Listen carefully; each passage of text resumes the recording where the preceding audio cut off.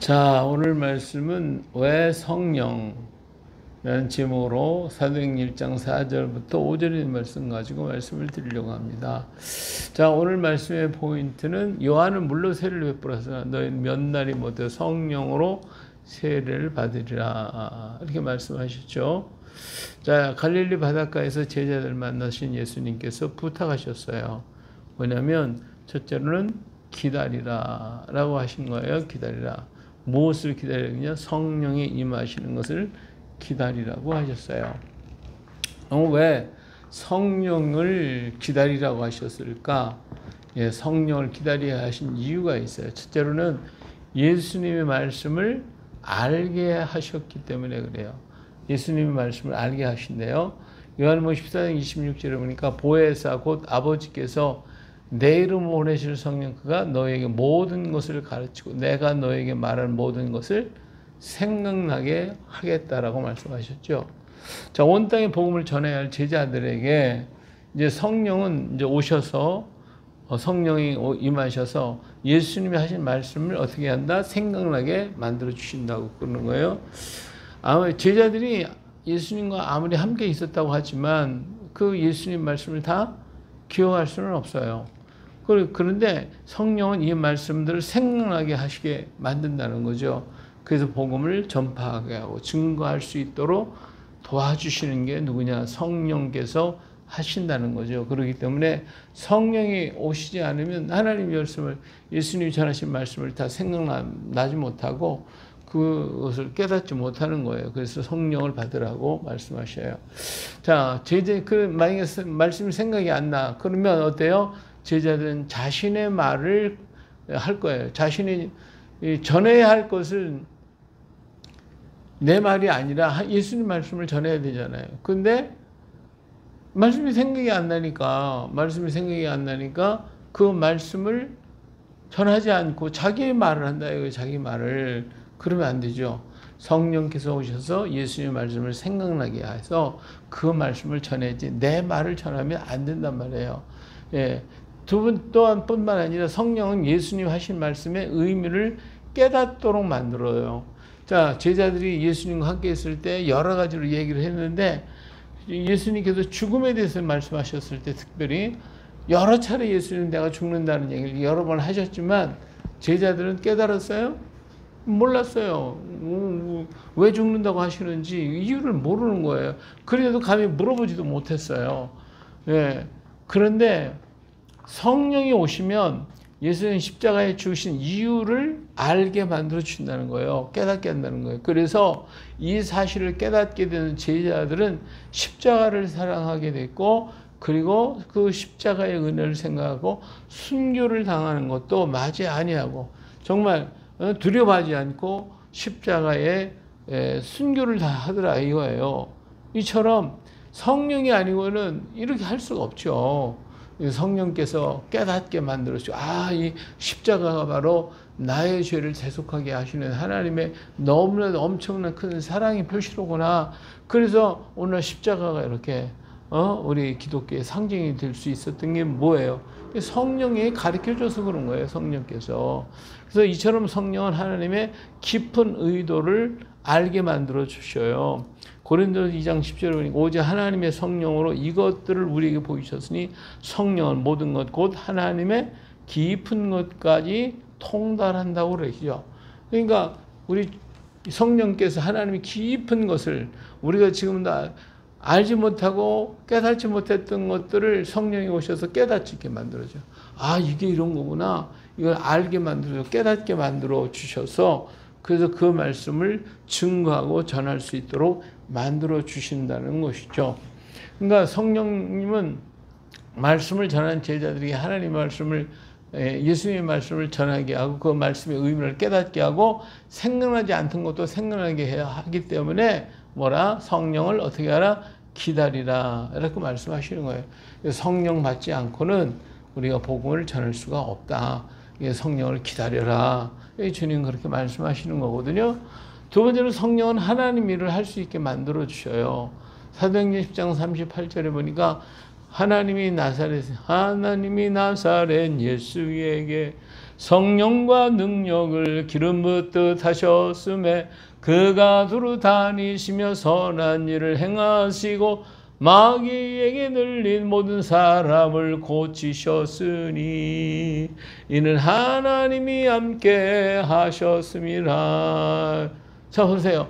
예수님이 이 땅에 계시는 동안에 누구의 도우심을 받았어요? 성령과 능력을 기름부터 해주셨대요. 그렇기 때문에 이런 선한 일을 행하고 마귀에 눌린 사람들을 고쳐주셨. 이렇게 할 수가 있었고, 이것이 바로 하나님을 일을 할 수 있도록 만들어 주셨어요. 자, 예수님이 성령의 능력을 도우심을 통해서 선한 일을 하고 마귀를 내쫓으셨다고 그러면 오늘 우리는 어떻게 해야 돼요?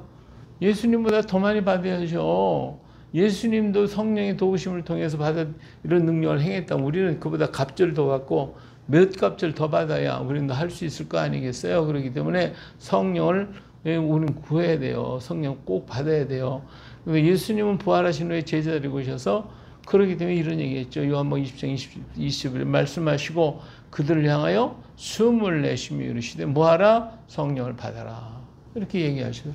왜? 성령 받아야 하나님 일을 할 수 있으니까. 성령 받아야 예수님의 모든 말씀 능력이 있어가지고 선한 일을 행하시고 귀신을 쫓아내고 이런 큰 역사를 할 수 있기 때문에 성령 받아라 하고 주님께서 말씀하시는 거예요.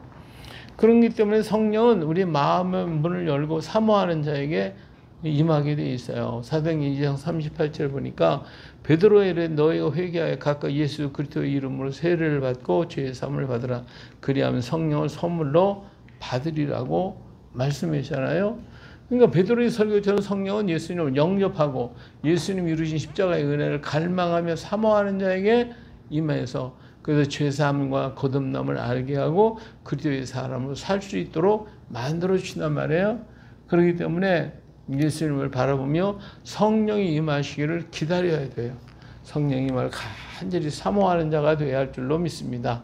자, 예수님은 제자들에게 일하러 가기 전에 그래서 뭘 했다? 성령을 기다리라고 하신 것이지 무조건 가서 일부터 해라 이렇게 하신 것이 아니에요. 일을 해도 그것이 성령의 인도함을 따라서 예수님 일, 하나님 일을 해야지 내 일을 하면 무슨 소용이 있겠냐 말이에요. 그래서 너희는 기다려라. 뭘? 성령을 기다려라. 이렇게 분명하게 말씀하고 계시는 것입니다. 오늘도 우리가 성령 받기 위해서 기다리며 성령을 사모하는 우리가 되어주실 주를 축복합니다.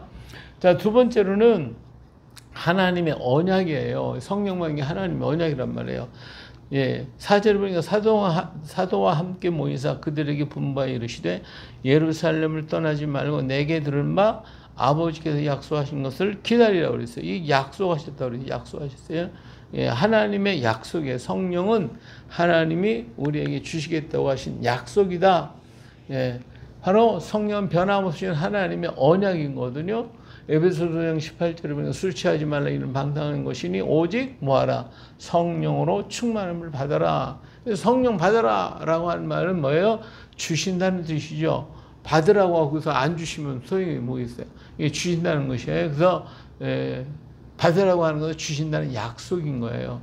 자, 요엘서 2장 28절부터 보니까 그 후에 내가 내 영을 성령을 만민에게 부어주리니 너희 자녀들은 장래 일을 말할 것이며 너희 늙은이는 꿈을 꾸며 너희 젊은이는 이상을 볼 것이며 그때에 내가 또 내 영을 남종과 여종에 부어줄 것이며 내가 이적을 하늘과 땅에 베풀리니 곧 피와 불과 연기 기둥이라고 얘기했어요.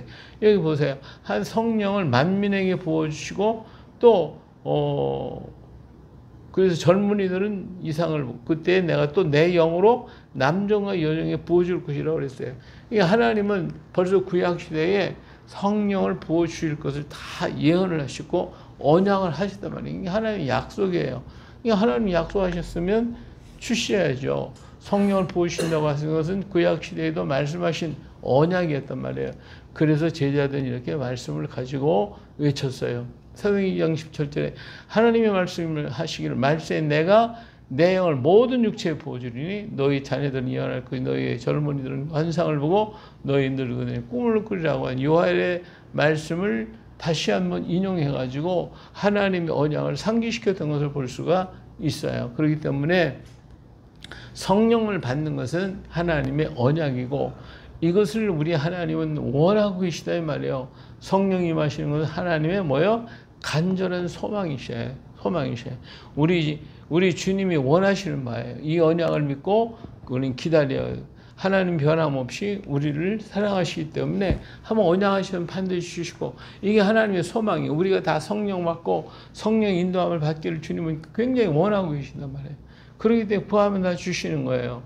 자, 시편 19편 9절에 보니까 여호와를 경외하는 도는 정결하고 영원까지 이르고 여호와의 법도는 진실하니 다 의롭다고 그랬어요. 하나님의 말씀은 영원까지 이르는 하나님의 법도는 진실해요. 그러니까 이 약속이 그대로 이루어질 것은 사실 아니겠어요? 시편 111편 7절에 보니까 그의 손이 하는 일을 진실과 정의며 그의 법도는 확실하다 그랬어요. 하나님이 언약하셨으니까 분명히 우리에게 주실 줄로 믿습니다. 이 믿음을 가지고 우리 성령을 받아야 돼요. 자, 하나님의 언약은 이처럼 확실하고 분명하기 때문에 그 약속을 믿고 기다리는 사람에게 성령은 임하게 돼 있어요. 그래서 오순절 성령도 그랬어요. 자, 500여 명이 예수님이 승천하는 걸 다 봤어요. 들었어요. 이것을 기다리는 걸 다 들었어요. 그런데 그 사람들 다 돌아갔어요. 그리고 그런 언약을 믿고 10일이라고 한 긴 시간 동안 기다린 사람이 120명이에요. 이 120명에만 성령이 임하는 거예요. 자, 사도행전 2장 1절부터 보니까 오순절 날이 이미 이르매 그들이 다 같이 한 곳에 모여든 호련히 하늘로부터 급하고 강한 바람 같은 소리가 있어 그들이 앉아 온 집에 가득하며 마치 불의 혀처럼 갈라지는 것이 그들에게 보여 각 사람 위에 하나씩 임하여 있더니 그들이 다 성령의 충만을 받고 성령의 말하게 하심을 따라 다른 언어들로 말하기를 시작했다라고 했어요. 여기에서 이렇게 놀라운 역사가 이루어진 것이 몇 명? 500명? 아니에요. 120명밖에 받지를 않았어요. 그러니까 하나님의 약속을 믿고 기다린 사람에게는 임하게 돼 있어요. 그러나 하나님의 약속을 듣긴 들었지. 근데 다 가버렸어요. 380명은 돌아갔어요. 120명만 남아서 이런 성령의 능력을 받았으니까 우리가 하나님의 약속 믿고 기다리면 하나님이 우리에게 주시는 것입니다. 자, 세 번째로 성령을 왜 받다라고 그러느냐. 성령은 새로운 세대가 온다는 뜻이에요. 요한은 물로 세를 베풀었으나 너희는 몇 날이 못되어 성령으로 세를 받으리라고 하셨어요. 그러니까 요한은 물로 세를 베풀었어요. 요한은 물로 세를 주던 시대는 어때요? 지나갔어요. 이제는 무슨 세대가 됐다? 성령의 세대가 됐다는 의미가 되는 거죠. 예수님이 선포한 세대는 율법 시대가 아니에요. 예수님이 다스릴 왕국은 율법이 아닌 은혜의 시대로 이제 바뀌어졌다는 거예요. 과거에 율법 물로 세를 받던 시대가 지나고 성령 세를 받아야 된다는 거죠. 홍해를 건너면서 받은 물의 세계, 물의 세, 이들에게 주어진 것은 율법이에요. 이게 홍해 바다를 건너온 사람들에게 이 사람들은 물의 세를 받았어요. 근데 이 사람들에게 준 건 뭐예요? 율법이에요. 율법을 줬어요. 그리고 희생의 제사를 냈단 말이에요. 그러나 예수님 시대는 율법 시대에서 받을 수 없는 축복의 시대가 되었어요. 그래서 율법이 아니라 예수는 은혜의 시대가 됐단 말이에요. 은혜의 시대. 그래서 바울은 이 다메섹에서 부활하신 예수를 만났어요. 그리고 다메섹에서 3일 동안 금식하고 기도하는 중에 예수님이 십자가상에서 다 이뤘다 하신 말씀의 의미를 깨닫게 된 거예요. 그는 그 자리에서 일어나서 예수를 그리스도라고 선포하게 됐고 사람들은 이러한 바울 보고 깜짝 놀라서 오히려 바울을 죽이려고 했던 거예요. 그건 깨닫지 못했으니까. 이제는 율법 시대를 지나서 은혜의 시대로 왔고 율법의 그 마침을 율법의 모든 걸 다 이루셨다는 거예요. 다 이루셨기 때문에 예수님의 시대가 새로운 시대가 왔다는 걸 바울이 깨달은 거예요. 다른 사람은 모르지. 성령 안 받았으니까 몰라요. 그래서 바울은 예수님이 우리의 구원을 다 이루어 놓으셨다는 것을 깨달은 거예요. 그래서 그것을 받아들이기만 하면 된다는 것을 알았기 때문에 믿음으로 구원받는다는 얘기를 하게 된 것이고, 그래서 그는 그 자리에서 예수님이 바로 우리의 메시아, 우리 구주, 구세주라고 하는 것을 선포하게 됐단 말이에요. 자, 이처럼 요한의 세대에 머물러 있으면 성령 세를 받을 수가 없어요. 율법에 속해 있으면 아무것도 안 되는 거예요. 율법은 구원받을 사람이 하나도 없어요. 예수님 말씀을 영접하고 받아들이면 성령 세례를 받게 되는 것이고 이것이 예수님이 선포한 하나님의 나라인 것입니다. 성령은 하나님의 뭐예요? 영이시잖아요. 하나님의 영은 뭐다? 사랑이시죠. 사랑의 주님이 이루시는 그 나라는 바로 율법이 다스리는 나라가 아니라 사랑이 다스리는 나라이기 때문에 다 이루어 놓으신 거예요. 그 율법은 뭐예요? 내가 해야 돼. 내가 다 이루어야 돼. 그러나 그것을 다 이룰 수 있는 사람은 없잖아요. 그래서 예수님은 그것을 다 이루어 놓으셨어요. 그래서 다 마련해 놓으셨어요. 우리 참석만 하면 되는 거예요. 자, 왕이 예수님 비유 가운데 있어요.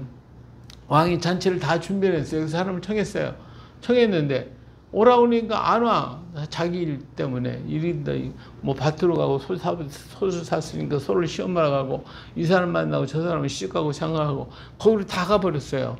그러니까 왕이 사거리까지 해서 사람들을 데려오라고 해서 채우라고 그랬어요. 보세요. 자, 이 이야기는 하나님이 모든 걸 다 준비해놨다는 거예요. 준비해놨어요. 이게 준비해서 오기만 하면 된 거예요. 오기만 하면 그 잔치 거기 다 먹을 수 있는 거예요. 먹고 마시고 즐길 수가 있는 거잖아요. 그래서 나는 안 가겠다는 거죠. 내가 해야 된다는 거예요. 내 일을 해야 되겠다. 그런 사람은 구원이 없어요. 오늘 우리 주님께서 구원을 다 이루어 놓으셨어요. 믿기만 하면 되는 거예요. 오시기만 하면 되는 거예요. 그러면 구원의 역사가 나에게 임하게 돼 있어요. 이게 하나님의 사랑으로 이루어졌단 말이에요. 사랑으로 다 이루어 놓으셨어요. 그래서 예수님이 다 이뤘다고 그랬거든요. 그러니까 그 예수님의 말씀을 믿고 오기만 하면 참석만 하면 잘 먹고 즐겁고 기쁘고 즐거운 잔치 임하는 거예요. 근데 안 오고 자기의 뜻대로 가겠다고 그러는 이 율법에 속한 사람, 이 사람은 구원이 없어요. 그러나 주님이 다 이루신 그 역사 속에 들어가기만 하면 성령이 인도함 받기만 하면 그냥 구원의 제도를 따라오게 되는 거예요. 그렇기 때문에 우리 예수님은 숨을 내쉬면서 뭘 하라? 성령 받아라. 이렇게 얘기해요. 이것이 주님의 뜻이며 하나님이 원하시는 바예요. 믿음으로 성령 받기를 사모하며 기다려야 돼요. 성령의 충만히 받아서 주님의 말씀을 세상을 이고 죄를 이고 주께서 원하시는 사랑의 나라를 이루어가는 우리가 되어야 됩니다. 주님이 그러기 원해서 새로운 나라 왔다. 그 주님 나라를 받아들이고 그 안에 거하라고 우리에게 성령을 받으라고 했어요. 이 은혜가 우리에게 차고 넘쳐나서 주의 나라의 일꾼으로서 귀한 사역을 감당하는 우리 모두가 되시기를 예수님의 이름으로 축복합니다.